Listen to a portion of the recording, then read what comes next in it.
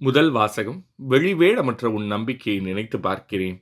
திருத்துதர் பவுல் தீமோத்தேயுவுக்கு எழுதிய 2ஆம் திருமுகத்திலிருந்து வாசகம். அதிகாரம் 1 இறைவசனங்கள் 1 முதல் 8 முடிய. என் அன்பார்ந்த பிள்ளை தீமோத்தேயுவுக்கு கடவுளின் திருவுளத்தால் கிறிஸ்து இயேசு அருளும் வாழ்வு பற்றிய வாக்குறுதிக்கு ஏற்ப அவருடைய திருத்தூதனான பவுல் எழுதுவது.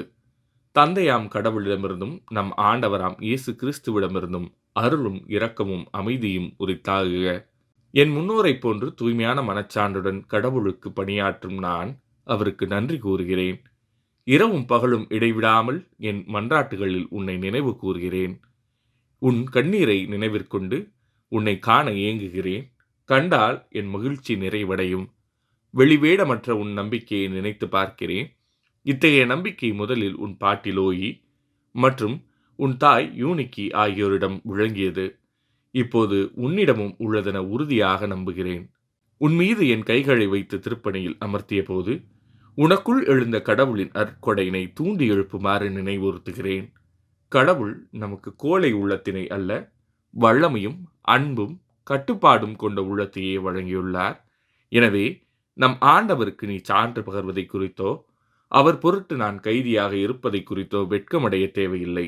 கடவுளின் வல்லமைக்கேற்ப நற்செய்தியின் பொருட்டு துன்பத்தில் என்னுடன் பங்குகொள். இது ஆண்டவரின் அருள்வாக்கு. இறைவா, உமக்கு நன்றி. பதிலுரை பாடல். கடவுளே, உமது பேரன்புக்கேற்ப எனக்கு இரங்கும். கடவுளே, உமது பேரன்புக்கேற்ப எனக்கு இரங்கும். உமது அளவற்ற இரக்கத்திற்கேற்ப என் துன்பங்களை துடைத்தருளும். என் தீவினை முற்றிலும் நீங்கும்படி என்னை கருவியருளும். என் பாவம் அற்றுப்போகும்படி என்னை தூய்மைப்படுத்தியருளும். கடவுளே, உமது பேரன்புக்கேற்ப எனக்கு இரங்கும். ஏனெனில் என் குற்றங்களை நான் உணர்கிறேன். என் பாவம் எப்போதும் என் மனக்கண்முன் நிற்கின்றது. உமக்கு எதிராக நான் பாவம் செய்தேன், உம் பார்வையில் தீயது செய்தேன். கடவுளே, உமது பேரன்புக்கேற்ப எனக்கு இரங்கும். உம் தீர்ப்பினால் உம் நீதியை வெளிப்படுத்தியுள்ளீர். உம் தண்டனை தீர்ப்பில் நீர் மாசற்றவராய் விளங்குகின்றீர். இதோ, தீவினையோடு என் வாழ்வை தொடங்கினேன். பாவத்தோடே என் அன்னை என்னை கருத்தாங்கினாள். கடவுளே, உமது பேரன்புக்கேற்ப எனக்கு இரங்கும். மகிழ்வொலியும் களிப்போசையும் நான் கேட்கும்படி செய்யும். நீர் நொறுக்கிய என் எலும்புகள் களி கூர்வனவாக. என் பாவங்களை பாராதபடி உம் முகத்தை மறைத்துக் கொள்ளும். என் பாவக்கரைகளை எல்லாம் துடைத்தருளும்.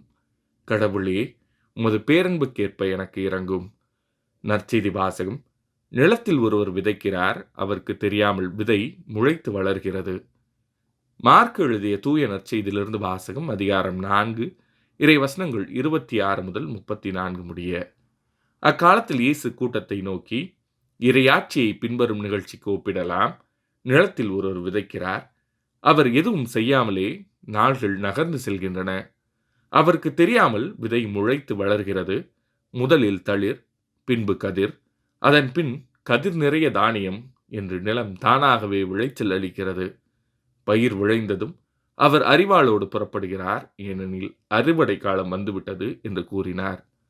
மேலும் அவர், இறையாட்சியை எதற்கு ஒப்பிடலாம் அல்லது எந்த உவமையால் அதை எடுத்துச் சொல்லலாம்? அது கடுகு விதைக்கு ஒப்பாகும். அது நிலத்தில் விதைக்கப்படும் பொழுது உலகில் உள்ள எல்லா விதைகளையும் விட சிறியது. அது விதைக்கப்பட்ட பின் முளைத்தெழுந்து எல்லா செடிகளையும் விட பெரிதாகி வானத்து பறவைகள் அதன் நிழலில் தங்கக்கூடிய அளவுக்கு பெருங்கிளைகள் விடும் என்று கூறினார். அவர்களது கேட்டறியும் திறமைக்கு ஏற்ப அவர் இத்தகைய பல உவமைகளால் இறை வார்த்தையை அவர்களுக்கு எடுத்துரைத்து வந்தார். உவமைகள் இன்றி அவர் அவர்களோடு பேசவில்லை. ஆனால் தனியாக இருந்தபோது தம் சீடருக்கு அனைத்தையும் விளக்கிச் சொன்னார். இது ஆண்டவரின் அருள்வாக்கு. கிறிஸ்துவே, உமக்கு புகழ்.